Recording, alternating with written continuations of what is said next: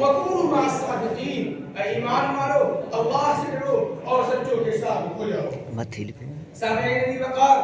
میں آپ کو بتانا چلوں کہ یہی علماء دیوبند ہیں جنہوں نے ہر دور میں ہر طرح سے باطل کا مقابلہ کیا ہے، اپنے باطل کا مقابلہ کیا۔ علماء دیوبند نے اپنے مذہب کو اتنا متوسط بنایا ہے جو افراط سے بھی پاک ہے، تفریط سے بھی پاک ہے، اور اپنے مناظروں کے ذریعے گلیوں گلیوں میں، چپوں چپوں میں پنپنے والے قادیانیوں، مودودیوں، رضا خانیوں اور بریلویوں اور شیعہ کا سر کچلا ہے اور ان کے مذاہب و نظریات کا دلائل سے مقابلہ کیا ہے۔ اگر آپ چاہتے ہیں کہ میں آپ کے سامنے علماء دیوبند کے اعتدال کو بتاؤں تو آئیے آپ کو علماء دیوبند یعنی اہل سنت والجماعت سے آگاہ کراتے ہیں۔ اس سلسلے میں آپ شخصیات ہی کا معاملہ لے لیجیے تو دنیا کی تمام بزرگیوں اور برگزیدہ ہستیوں کا مسکن انبیاء علیہ السلام کی ذات مقدسہ اور آخر میں سید ولد آدم جناب محمد رسول اللہ صلی اللہ علیہ وسلم کی ذات گرامی ہے، جن کے محبت و عقیدت ہی اصل ایمان ہے۔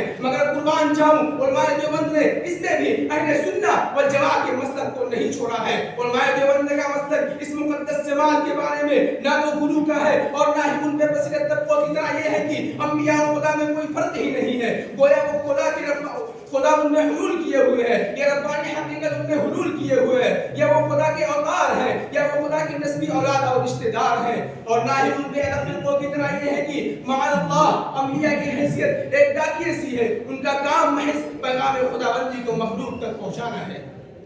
مگر علماء دیوبند نے اس میں بھی اعتدال سے کام لیا ہے، اور علماء دیوبند کا مسلک انبیاء علیہ السلام کی جماعت کے بارے میں یہ ہے کہ جہاں یہ مقدس جماعت پیغام الہی کی امیر ہے، وہی پیغام الہی کو من معن مخلوق تک پہنچایا ہے،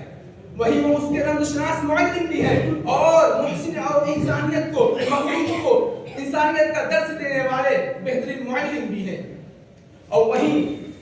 اس مسلک کا ایک اہم جز یہ بھی ہے کہ وہ ایک اہم ترین بشر ہے، اگر ان کو نوع بشر سے الگ ما فوق الفطرت کوئی اور شے مان لیا جائے تو نعوذ باللہ ان کو خدائی حدود میں داخل کرنا لازم آئے گا، جو کھلا ہوا شرک ہے۔ سامعین عزیز وقار، جہاں ان کی بے ادبی کفر ہے اور ان کی عظمت اصل ایمان ہے، وہیں ان کی عظمت میں کفر کی آمیزش بھی کفر سے بڑھ کر بھی کفر ہے۔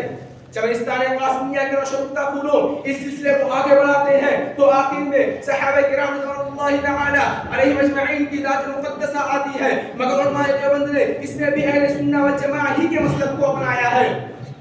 علماء دیوبند نے ہر دور میں باطل کا مقابلہ کیا ہے۔ آج میں ان قابل علماء دیوبند کی موجودگی میں یہ بات کہہ دینا چاہتا ہوں، جب بھی کوئی فتنہ اٹھا ہے، چاہے وہ مودودیت کی شکل میں ہو، چاہے وہ رضا خانی کی شکل میں ہو، چاہے وہ بریلویوں کی شکل میں ہو، ہر دور میں علماء دیوبند نے جب ان کا مقابلہ کیا ہے۔ علماء دیوبند نے ایسے قلموں کو کل بھی توڑا تھا اور آج بھی توڑنے کی طاقت و جرأت رکھتے ہیں۔ آج میں ان قابل علماء دیوبند کی موجودگی میں یہ بات کہہ دینا چاہتا ہوں، انگریز آیا، علماء دیوبند نے اس کا مقابلہ کیا، مودودی آئے، علماء دیوبند نے اس کا مقابلہ کیا، رضا خانی آئے ہیں، علماء دیوبند نے اس کا مقابلہ کیا، شیعہ آئے ہیں، علماء دیوبند نے اس کا مقابلہ کیا۔ یہ بات میں کہنے پر مجبور ہوں کہ ہماری زبان ہمارے جمہور کی امانت ہے، ہماری زبان ہمارے جمہور کی امانت ہے، ہر حال میں ہم اپنا فرض نبھائیں گے۔ زمین نے کبھی ٹوکا تو خدا کی قسم، زمین نے کبھی ٹوکا تو خدا کی قسم، قلم توڑ کر تلوار لے کر آئیں گے۔ آج میں قابل علماء دیوبند کی موجودگی میں یہ بات بھی کہہ دینا چاہتا ہوں، شورش کشمیری نے کہا تھا کہ اس